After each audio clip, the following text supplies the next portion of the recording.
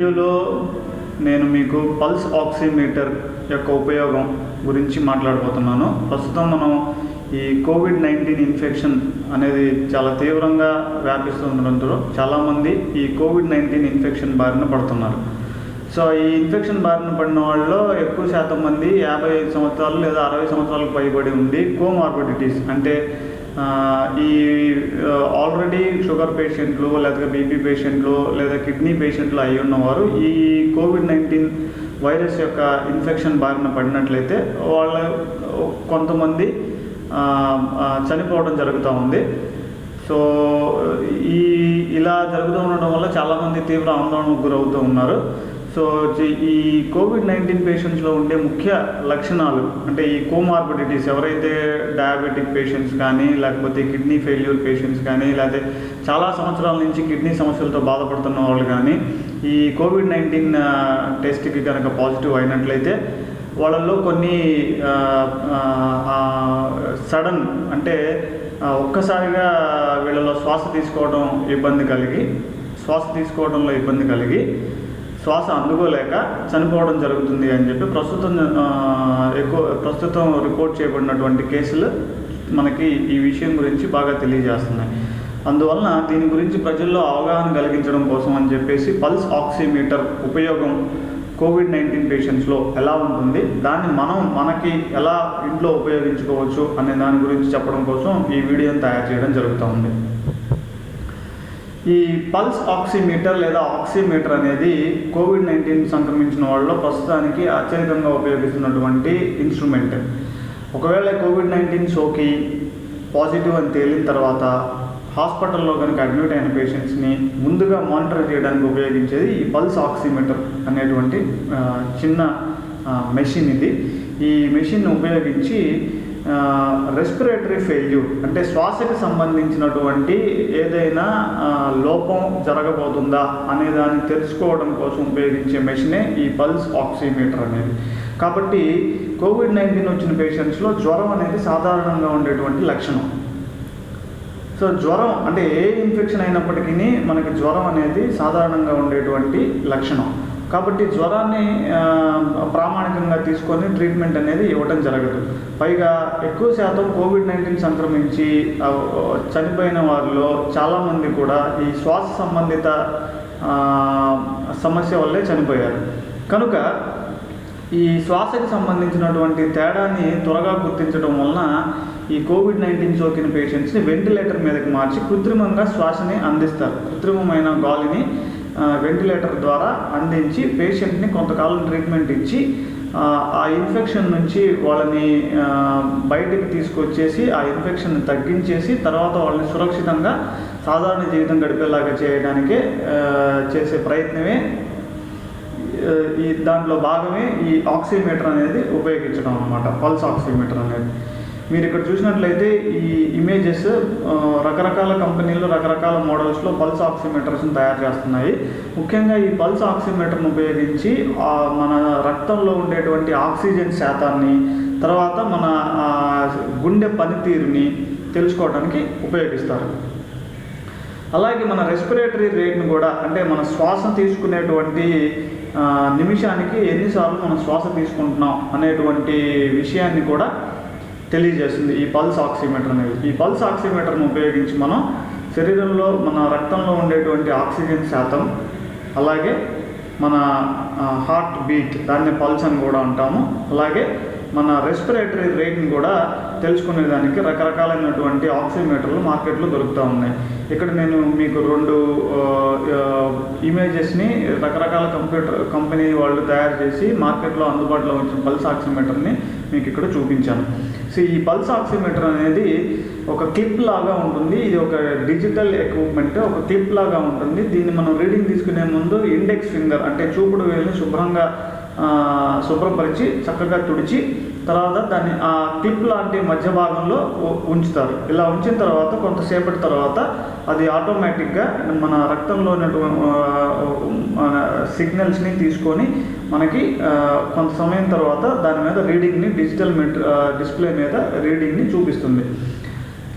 So ఆ రీడింగ్లో ఎక్కువగా ముఖ్యంగా ఏముంటుంది అంటే ఆక్సిజన్ సాచురేషన్ SO2 అంటారు, లేదా PO2 అని కూడా అంటారు. పార్షియల్ ప్రెషర్ ఆఫ్ ఆక్సిజన్ లేదా saturation of oxygen in the blood.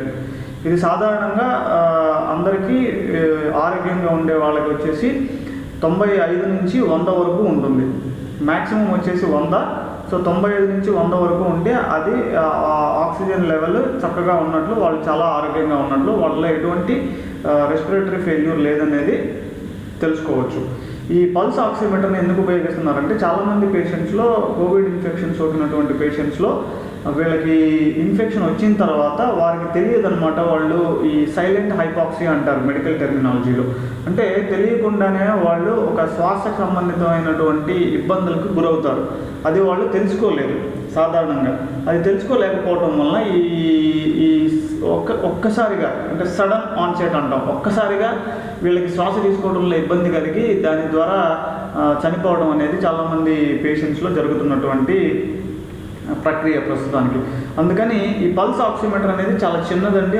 మనకి బట్టలకి పెట్టుకునే క్లిప్ లాంటిది ఒక చిన్న టూల్, చిన్న వస్తువు, డిజిటల్ మీటర్.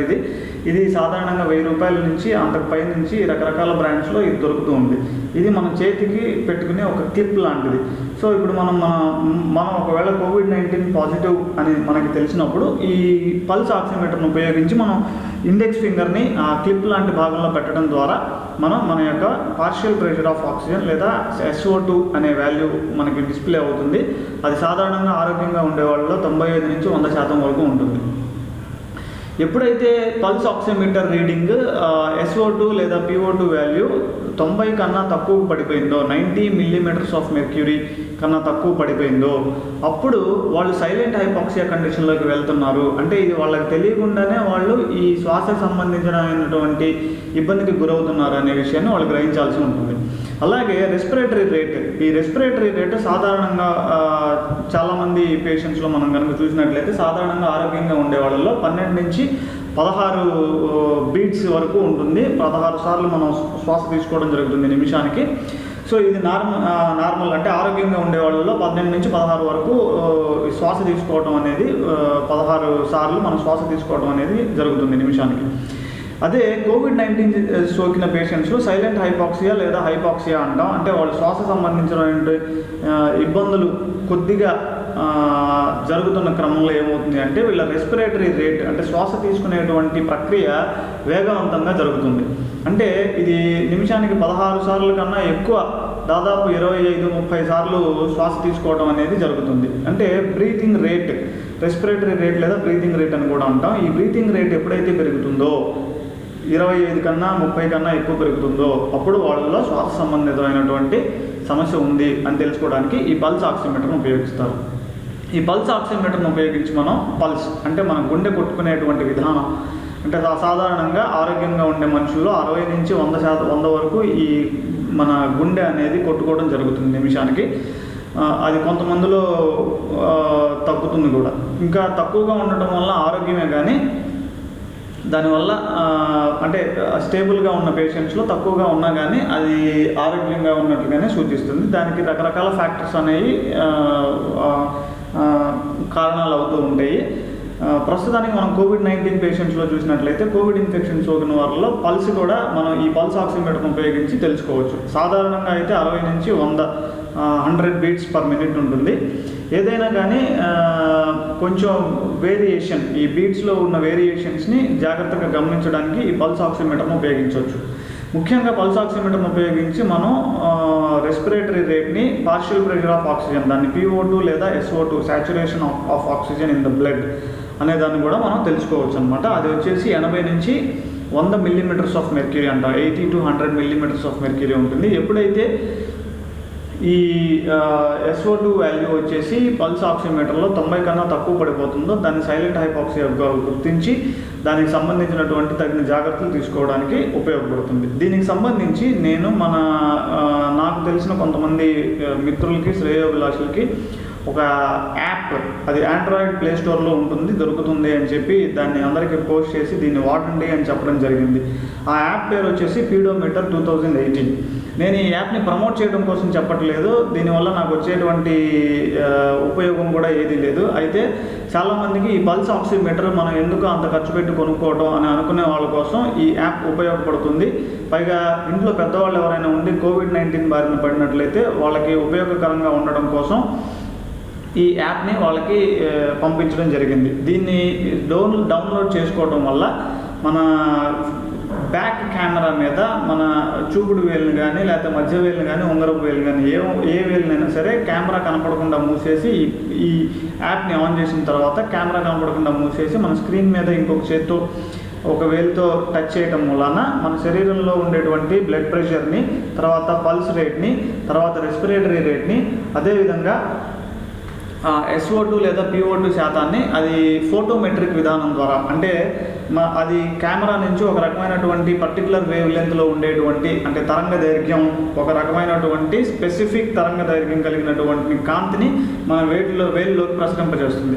ఇలా ప్రసరింపజేసిన కాంతి మన శరీరంలో ఉండే ప్రవహించే రక్తంతో కలిసి దాని నుంచి వచ్చే సిగ్నల్స్ని గ్రహించి అది అనలైజ్ చేసి మనకి ఆ రీడింగ్స్ని నంబర్స్ రూపంలో డిస్ప్లే చూపిస్తుంది ఫోన్లో. ఎవరైతే ఈ పల్స్ ఆక్సిమీటర్ని ఉపయోగించడం తెలియదో, లేకపోతే కొనడానికి ఆర్థికంగా ఇబ్బందులు ఉన్నవాళ్ళు, లేకపోతే అందుబాటులో లేనప్పుడు దీన్ని ఈ యాప్ను ఉపయోగించి వాళ్ళు రెస్పిరేటరీ రేట్ని, పల్స్ని, అలాగే SO2 వాల్యూ లేదా PO2 వాల్యూని తెలుసుకోవడం ద్వారా వారు ఎటువంటి శ్వాస సంబంధమైనటువంటి అనారోగ్యానికి గురయ్యారా లేకపోతే ఇబ్బందులు పడుతున్నారా అనే విషయాన్ని తెలుసుకోవడం ద్వారా ముందుగానే జాగ్రత్తలు తీసుకోవడం జరగడానికి జాగ్రత్తలు తీసుకొని వారిని వారు కాపాడుకోవడానికి లేదా వారి ఇంట్లో ఉండేటువంటి కోవిడ్ బారిన పడినటువంటి పేషెంట్స్ని కాపాడుకోవడానికి హాస్పిటల్కి తీసుకువెళ్ళి జాయిన్ చేయడానికి అవకాశం ఉంటుంది. కాబట్టి ఈ పీడోమీటర్ అనే యాప్ని ఇన్స్టాల్ చేసుకోమని సజెస్ట్ చేయడం జరిగింది. దానికి సంబంధించిన లింక్ కూడా నేను మీకు ఇక్కడ చూపించాను. అది అందరికీ ఆండ్రాయిడ్ ఫోన్లో గూగుల్ ప్లే స్టోర్లో ఈ యాప్ దొరుకుతుంది, చక్కగా ఉపయోగించుకో. ఈ యాప్ యొక్క పనితీరు చాలా చక్కగా ఉందని చెప్పి చాలామంది డాక్టర్లు నాకు చెప్పారు. సో వాళ్ళు వాడుతున్నారు, వాళ్ళే ఫార్వర్డ్ చేశారు. సో అందువల్ల నేను కూడా మన ఫ్రెండ్స్కి, మిత్రులకి, శ్రేయోభిలాషులకి అందరికీ ఉపయోగపడుతుందన్న ఉద్దేశంతో ఈ యాప్ని గ్రూప్లో పంపించడం జరిగింది. అలాగే చాలామంది ఫ్రెండ్స్ నాకు ఫోన్ చేసి ఈ కోవిడ్-19లో తీసుకోవాల్సిన జాగ్రత్తల గురించి చాలాసార్లు అడగడం జరిగింది. చాలామందికి ఇది తెలిసే ఉంటుంది. ఇప్పటికే ప్రస్తుతానికి మనం అందరం కూడా మాస్క్ని ఉపయోగించి ఈ బయటకు వెళ్ళినప్పుడు ఉపయోగిస్తున్నాము, శానిటైజర్ని ఉపయోగిస్తున్నాము.